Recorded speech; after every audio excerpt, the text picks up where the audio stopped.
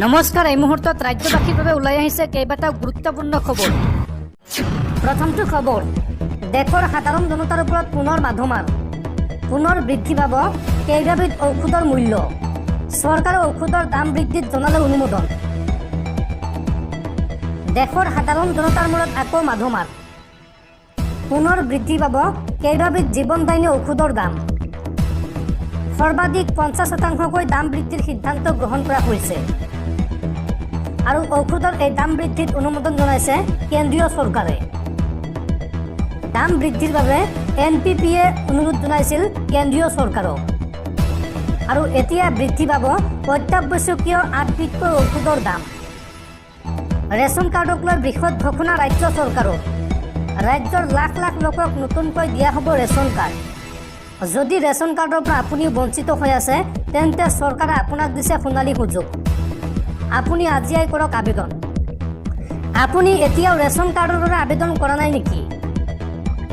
Ration কাৰ্ডৰ পৰা বঞ্চিত হৈ আছে যদি চৰকাৰে আপোনাক দিছে সোণালী সুযোগ। বৃদ্ধি কৰা হৈছে ৰেচন কাৰ্ডৰ বাবে আবেদনৰ সময়সীমা। পূৰ্বে আজিৰ দিনটোৰ বাবেহে আছিল ৰেচন কাৰ্ডৰ বাবে আবেদনৰ সময় আৰু এতিয়া 21 অক্টোবৰলৈ বৃদ্ধি কৰা হৈছে আবেদনৰ সময়সীমা। সংবাদ মাধ্যমৰ আগত এই কথা প্ৰকাশ কৰিলে ৰাজ্যৰ যোগান মন্ত্ৰী ৰঞ্জিত কুমাৰ দাসে। ইচ্ছুক প্ৰাৰ্থীসকলে pds.assam.gov.in এই পৰ্টেলৰ পৰা ডাউনলোড কৰক আবেদনৰ প্ৰপত্ৰ আৰু বছৰি 4 লাখতকৈ কম আয়ৰ পৰিয়ালে আবেদন কৰিব পাৰিব ৰেচন কাৰ্ডৰ বাবে। ৰেচন কাৰ্ডৰ বাবে আবেদন কৰিবলৈ আপোনাৰ আধাৰ কাৰ্ড, ভোটাৰ কাৰ্ড আৰু বেংকৰ একাউণ্ট থকাটো বাঞ্ছনীয়। এইসমূহ নথিপত্ৰৰ সৈতে ফৰ্ম ফিল-আপ কৰি আপুনি সুলভ মূল্যৰ দোকানত জমা দিয়ক। দেশৰ বিশিষ্ট উদ্যোগপতি ৰতন টাটাৰ নামত বিশ্ববিদ্যালয়। প্ৰখ্যাত উদ্যোগপতি প্ৰয়াত ৰতন টাটাৰ প্ৰতি সন্মান প্ৰদৰ্শন মহাৰাষ্ট্ৰ চৰকাৰৰ। মহাৰাষ্ট্ৰ ষ্টেট স্কিল ইউনিভাৰ্চিটিৰ নাম সলনি কৰি নতুন নাম ৰাখিলে পদ্ম বিভূষণ ৰতন টাটা স্কিলছ ইউনিভাৰ্চিটি। এই বৃহৎ সিদ্ধান্ত গ্ৰহণ কৰিছে মহাৰাষ্ট্ৰ চৰকাৰে।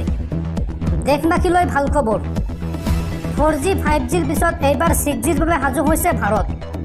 এই সন্দৰ্ভত WTSৰ বৈঠকত হ'ব আলোচনা। টেকনলজিৰ ক্ষেত্ৰত বিশ্বৰ শীৰ্ষ 6খন দেশৰ ভিতৰত স্থান লাভ ভাৰতৰ। দেশত এতিয়া সহজলভ্য 4G সেৱা। 5G সেৱা আৰম্ভ হৈছে যদিও ঠায়ে ঠায়েহে এই সেৱা উপলব্ধ হৈছে। দেশজুৰি এতিয়াও 5G সেৱা সহজলভ্য হৈ উঠা নাই।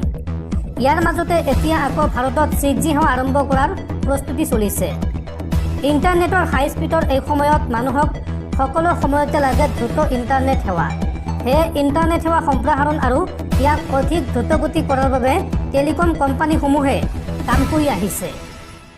দেশৰ গৰিষ্ঠ সংখ্যক লোকে এতিয়াও 4G সেৱা গ্ৰহণ কৰি আছে যদিও 5G সেৱা দেশৰ প্ৰধান চহৰসমূহলৈ সম্প্ৰসাৰণ হৈছে। 4G সেৱাতকৈ বহুত দ্ৰুতগতিৰে ইণ্টাৰনেটৰ সুবিধা লাভ কৰিব পাৰি এই সেৱাত। নতুনকৈ আৰম্ভ কৰিবলৈ প্ৰস্তুতি চলোৱা 6G সেৱাৰ ইণ্টাৰনেটৰ স্পীড হ'ব তাতকৈও অধিক। আৰু এই সন্দৰ্ভত দিল্লীত অনুষ্ঠিত হ'বলগীয়া ৱৰ্ল্ড টেলিকমিউনিকেশ্যন ষ্টেণ্ডাৰ্ডাইজেশ্যন এছেম্বলিত এই বিষয়ে হ'ব আলোচনা। অহা 15 পৰা 24 অক্টোবৰলৈ দিল্লীত অনুষ্ঠিত হ'বলগীয়া এই ৱৰ্ল্ড টেলিকমিউনিকেশ্যন ষ্টেণ্ডাৰ্ডাইজেশ্যন এছেম্বলি চমুকৈ WTSৰ অধিৱেশনত 190খন দেশৰ প্ৰতিনিধিয়ে অংশগ্ৰহণ কৰিব। এই অধিৱেশনত অংশগ্ৰহণকাৰীসকলে 6G, আৰ্টিফিচিয়েল ইণ্টেলিজেন্স আদিৰ দৰে টেকনলজিৰ বিষয়সমূহৰ ওপৰত আলোচনা কৰিব। এই সন্মিলন প্ৰথমবাৰৰ বাবে ভাৰত তথা এছিয়াত অনুষ্ঠিত হ'বলৈ আগবাঢ়িছে। উল্লেখযোগ্য যে বিজনেছ ষ্টেণ্ডাৰ্ডৰ এক প্ৰতিবেদন অনুসৰি ভাৰতে গ্ল'বেল পেটেণ্ট ফাইলিঙত শীৰ্ষ 6খন দেশৰ মাজত নিজৰ স্থান নিশ্চিত কৰিছে। ইয়াৰ জৰিয়তে আন্তঃৰাষ্ট্ৰীয় মঞ্চত টেকনলজিৰ ক্ষেত্ৰত যে ভাৰত ক্ৰমান্বয়ে আগবাঢ়ি গৈছে সেই কথাকে প্ৰমাণ কৰিছে।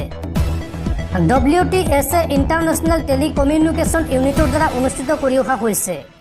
এই সংস্থা ৰাষ্ট্ৰসংঘৰ অধীনস্থ এক সংস্থা।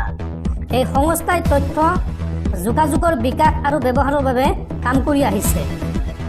WTSত 6Gৰ সম্প্ৰসাৰণক লৈ আলোচনা কৰা হ'ব আৰু তাৰ পাছতে হয়তো পৰীক্ষামূলকভাৱে দেশত আৰম্ভ হ'ব 6G সেৱা। ভাৰতৰ ভূখণ্ডক লৈ বাংলাদেশৰ দৃষ্টতা। গ্ৰেটাৰ বাংলাদেশৰ মানচিত্ৰত সোমাল অসমৰ ভূখণ্ড। ভাৰতৰ বৃহৎ অঞ্চল সামৰি ইছলামিক বাংলাস্তান গঠনৰ পৰিকল্পনা বাংলাদেশৰ। ভাৰতৰ ভূখণ্ডক লৈ বাংলাদেশৰ দৃষ্টতা। গ্ৰেটাৰ বাংলাদেশৰ মানচিত্ৰত সোমাল এইবাৰ অসমৰ ভূখণ্ড। অসমৰ লগতে উত্তৰ পূবৰ কেইবাখনো ৰাজ্য অন্তৰ্ভুক্ত হৈছে গ্ৰেটাৰ বাংলাদেশৰ মানচিত্ৰত। ভাৰতৰ বৃহৎ অঞ্চল সামৰি ইছলামিক বাংলাস্তান গঠনৰ পৰিকল্পনা। মানচিত্ৰত সোমাইছে মণিপুৰ, নাগালেণ্ড, ত্ৰিপুৰা। ঝাৰখণ্ড আৰু বিহাৰৰো বহু অংশ সোমাইছে ইছলামিক বাংলাস্তানৰ মানচিত্ৰত।